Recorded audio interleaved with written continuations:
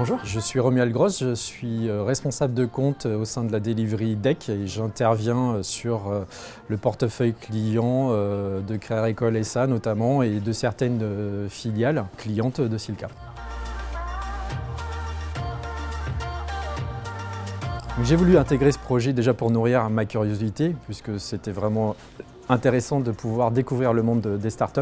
Et puis aussi, puisque dans le cadre de la filière Business Partner, j'avais à cœur en fait, de montrer que cette idée est vraiment innovante et permettrait d'aider Silka dans la créativité, dans l'innovation. Et donc tout naturellement, j'ai souhaité y participer.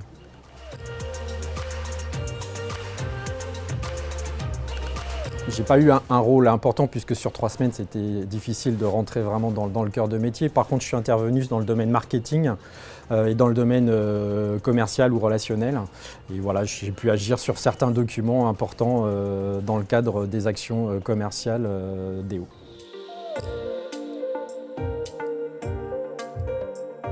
Cette immersion, j'ai voulu la vivre avec modestie et surtout apporter quelque chose autant que possible à la start-up. J'ai été accueilli avec beaucoup d'ouverture et ça m'a beaucoup surpris. Je pense que c'est des gens qui sont habitués à ce genre d'entrée-sortie de nouvelles têtes. L'important c'était de pouvoir échanger ensemble et de s'apporter mutuellement des choses.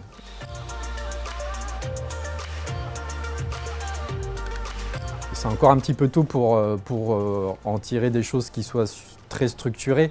Je vais retenir en tout cas sur la créativité, c'est pas la peine d'aller chercher bien loin et on peut partir de nos produits actuels et essayer de créer des idées novatrices à partir de ces produits. Et puis aussi une dernière chose, c'est oser provoquer les rencontres. En tout cas, dans le monde de la start-up, c'est vraiment ce qui leur permet de pouvoir accroître leur business tout simplement en allant voir les autres malgré leur titre et leur fonction. Professionnellement, ça m'a permis de découvrir le monde des startups que je ne connaissais pas, de faire tomber un peu les mythes, puisque on a quand même une vision fantasmée de ce qu'est une startup. Ça m'a permis aussi de découvrir le monde des moyens de paiement, qui est vraiment en termes d'innovation et de technicité quand même assez intéressant. D'un point de vue personnel, j'ai aussi découvert le monde de la solidarité que je ne connaissais pas et d'ailleurs à ce sujet, je vous invite en tout cas particulièrement cette année où les associations ont des difficultés à vous pencher sur leurs projets et éventuellement à y apporter votre pierre si vous en sentez le besoin. Si je pouvais le recommencer, oui, je le ferais parce que c'est avec grand plaisir qu'on va découvrir d'autres structures et puis échanger avec d'autres personnes. Ça permet de sortir de sa zone de confort et puis de s'inspirer au quotidien. Et puis je dirais que je pourrais le recommander exactement pour les mêmes raisons. C'est vraiment quelque chose à vivre et on en sort pas forcément avec des grandes inspirations, mais en tout cas dans son quotidien, oui, forcément, ça influe.